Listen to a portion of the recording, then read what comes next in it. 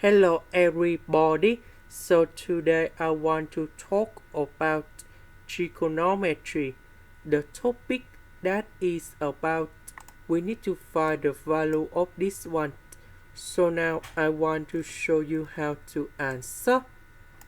We have this equation.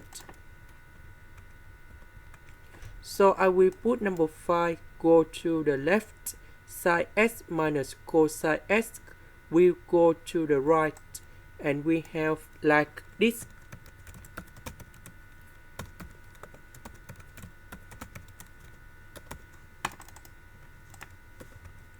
So this one we have 5 sin x, 5 cosine x.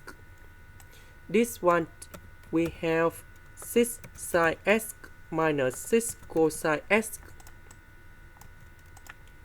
Next, I will put this one go to the left, 5 sin x go to the right. So we have like this.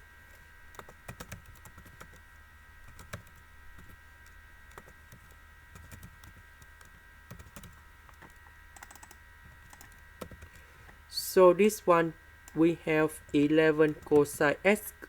This one we have sin x. Next, we divide both sides by cosine x. And we know that sin x over cosine x, that is about tan x. Now we have this one. We need to change tan x into 11.